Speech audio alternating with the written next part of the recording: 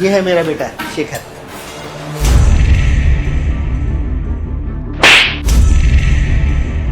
बुड्ढे, तूने मुझसे झूठ कहा था ना। तू तो बड़ी बड़ी बातें करता था कि तेरा बेटा रेस्टोरेंट का मालिक है, और ये तो एक मामूली सा वेटर निकला। तुमने मुझे थप्पड़ क्यों मारा है? अच्छा, थप्पड़ ना मार तो कि तेरी आरती उतारूं? तूने मुझसे झूठ बोला कि तेरा बेटा रेस्टोरेंट का मालिक है, और झूठ बोलकर मेरी शादी इस मामूली से वेटर से कराना चाहता है। मैं झूठ नहीं बोल रहा हूँ। मेरा बेटा इस रेस्टोरेंट का मालिक है और मैं इसका बाप हूँ। अरे रहने दे, प्रत्यक्ष के प्रमाण की जरूरत नहीं होती है। मुझे मेरी आंखों से साफ नजर आ रहा है कि तेरा बेटा इस रेस्टोरेंट का मालिक नहीं बल्कि एक मामूली सा वेटर है। मुझे नहीं पता कि इसने ये वेटर की ड्रेस क्यों पहनी है, लेकिन मैं सच बोल रहा हूँ। ये हमारा रेस्टोरेंट है, ये यहाँ का मालिक है। अच्छा, अब मैं समझी तेरी प्लानिंग। तेरा बेटा ही मामूली सा वेटर है और तुझे ज्यादा पैसे दे नहीं पाता होगा तेरे खर्चे के लिए, क्योंकि तू शाम को जाके कहीं बैठता होगा अपने जुआरी दोस्तों के साथ दारू पीने के लिए, तो तुझे खर्चा पानी मिलता नहीं होगा।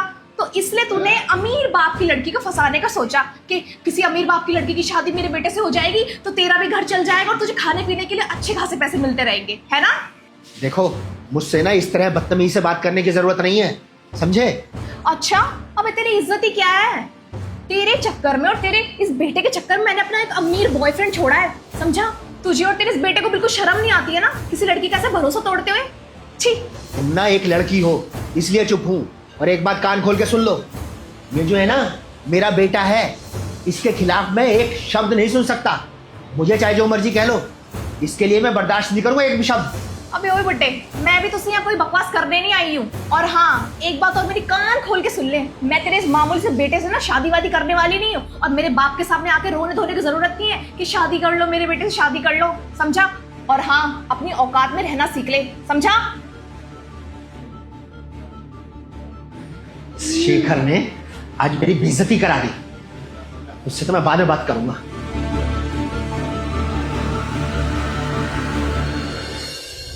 शेखर, इधर आ, तेरा इंतजार कर रहा था मैं। जी पापा, बोलिए। तू चाहता क्या है, बता मुझे जरा। मैंने क्या कर दिया पापा? क्या कर दिया? अबे बेइज्जती करा दी है तूने मेरी। पापा, मैंने आपकी बेइज्जती कब करवा दी? आप ऐसे बोल रहे हैं। मैं तो आपका कहना मानता हूँ, आपकी आज्ञा मानता हूँ, और कुछ भी काम करने से पहले एक बार जरूर सोचता हूँ कि मेरे इस काम से कहीं मेरे पिताजी की बेइज्जती तो नहीं होगी। और फिर भी आप ऐसा बोल रहे हैं कि मैंने ये कर दिया है करके। अबे मुझे एक बात बता, तुझे अपने ही रेस्टोरेंट में वेटर बनने की क्या जरूरत थी? अबे मैं अपने दोस्त की लड़की को वहां लेके आया था तेरे से मिलवाने के लिए, तेरी शादी की बात कर रहा था। तेरे को वेटर की हालत में देख कर ना मुझ पर चिल्लाई भी और थप्पड़ अलग से मारा उसने। तेरी वजह से, सिर्फ तेरी वजह से आज मेरी बेइज्जती हुई है।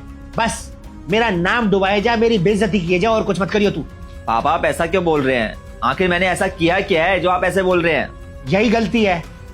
अबे रेस्टोरेंट का मालिक होने के बाद भी वेटर की यूनिफॉर्म पहन के वहां पे पता नहीं क्या कर रहा है।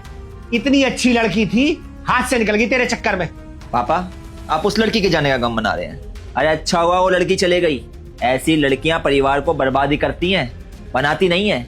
अभी आपने सोचा है जो लड़की आपके ऊपर हाथ उठा रही है, आपके साथ बात करने में ऐसे शब्दों का इस्तेमाल कर रही है, क्या वो लड़की हमारे घर को जोड़ पाएगी?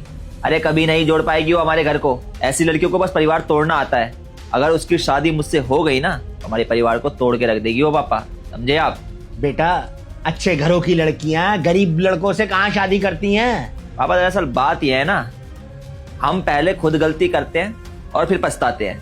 आप देख रहे हैं आजकल कितने घर टूट रहे हैं। क्यों टूट रहे हैं? क्योंकि हम संस्कार तो देख ही नहीं रहे हैं। देख रहे हैं कि पैसा, सामने वाले के पास पैसा कितना है। आपके दोस्त के पास ठीक ठाक पैसा होगा, आप भी चाहते कि बराबरी के घर में रिश्ता हो, लेकिन आप ये नहीं देख रहे कि लड़की के गुण कैसे हैं। आप खुद बताइए ना मुझे, जो लड़की पैसा देखकर शादी करना चाहती है, क्या वो रिश्ते को निभा पाएगी? अरे जो निभाने वाली होती है ना, वो गरीबी में भी निभाती है। अगर खाने को सिर्फ सूखी रोटी भी हो ना, तो भी निभाने वाली निभा जाती है। और जिसे नहीं निभाना होता है, उसे अगर आप रोज हजारों पकवान भी खिलाए ना, तो भी वो नहीं निभाती है। पिताजी देखिए, वो लड़की आपको और हमको भी अलग कर देती है, हमारे परिवार को तोड़ देती। जो हुआ अच्छा हुआ, शुक्र मनाइए इस चीज का। हाँ बेटा, बात तो तू ठीक कह रहा है। हम लोग अपने स्टेटस के चक्कर में ना गलत लड़कियों को अपने घरों में ले आते हैं, जिनकी वजह से हर दूसरा घर टूट रहा है। अरे अगर किसी संस्कारित घर से अगर लड़की आए ना, वही घर को बना के रखती है। और एक लड़की ही होती है जो घर को बनाती भी है और बिगाड़ती भी है। अच्छा ही हुआ वो चली गई, और उसने ना अपने हाथ से, अपने उस थप्पड़ से हमारी किस्मत संवार दी। अगर इस घर में आ जाती ना वो, तो सच बताऊं तो कोई बड़ी बात नहीं है, बाप बेटे का रिश्ता भी तोड़वा देती वो। लेकिन तेरी बात मेरी समझ में आ गई है। अब तू जहां जी चाहे ना, जिस लड़की से चाहे उससे शादी कर लियो, मैं राजी हूं। ठीक, चल खाना खाते हैं। आइए आइए आइए, बताइए कैसे आना हुआ आपका? अंकल मुझे आपसे कुछ बात करनी थी। वो मुझे आपके बेटे से शादी करनी थी। मुझे कोई प्रॉब्लम नहीं है। क्यों, अब पता लग गया शायद कि रेस्टोरेंट वास्तव में मेरे बेटे का ही है, हैं? हाँ अंकल, मुझे सब कुछ पता चल गया है। आप तो सच बोल रहे थे। वो रेस्टोरेंट का मालिक आपका बेटा ही है, वो रेस्टोरेंट भी आपका ही है, इसलिए मैं ये शादी करने के लिए राजी हूँ। अच्छा, तुझे अपने घर की बहू बनाऊं? अरे जो हमारे यहाँ झाड़ू पोछा करती है ना, वो भी तुझसे ज्यादा संस्कारित है। तुझे मैं अपने घर की नौकरानी ना बनाऊं और तू इस घर की बहुरानी बनने के सपने देख रही है? अंकल आप अभी तक नाराज हो मुझसे। आई एम सॉरी उस दिन के लिए। और आप तो यही चाहते थे ना कि आपके बेटे की और मेरी शादी हो जाए। तो अरे माफी, अरे माफी तो मैंने उसी समय दे दी थी जब तूने रेस्टोरेंट में थप्पड़ मारा था।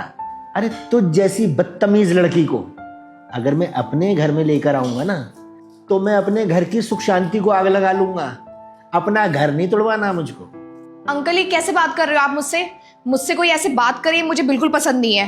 आप प्लीज मुझसे तमीज से बात करो। अरे मैं कहाँ तेरी बेइज्जती कर रहा हूँ? कोई तू तड़ाक करके तुझसे बात करी है, कोई गाली दी है, बता। अरे मैं तो आपको बहुत प्यार से समझा रहा हूँ कि आप कहाँ स्टैंड करती है। देख, अभी तो मैं तुझसे बहुत प्यार से बात कर रहा हूं। अगर मैं बदतमीजी पे आया ना, तो तू आईने में अपना चेहरा देखकर डर जाएगी। क्या हुआ पापा, कौन है लड़की? हमारे घर में क्या कर रही है? बेटा शेखर, ये वही लड़की है जो रेस्टोरेंट में आई थी, जिसके लिए मैं तेरे को बता रहा था कि तेरी लड़की देखी है। यही है वो जिसने थप्पड़ मारा था। और आज पता है क्यों आई है? तुझसे शादी करने। अच्छा, तो ये वही लड़की है। शेखर, उस दिन के लिए आई एम रियली सॉरी। मैंने तुम्हारे पापा के साथ जो बदतमीजी की, बट आई प्रॉमिस आज के बाद ऐसा कभी नहीं होगा। मैं ऐसा कभी नहीं करूंगी। पापा आपने बताया नहीं इसे? इन जैसी लड़कियों की हमारी नजरों में क्या वैल्यू है?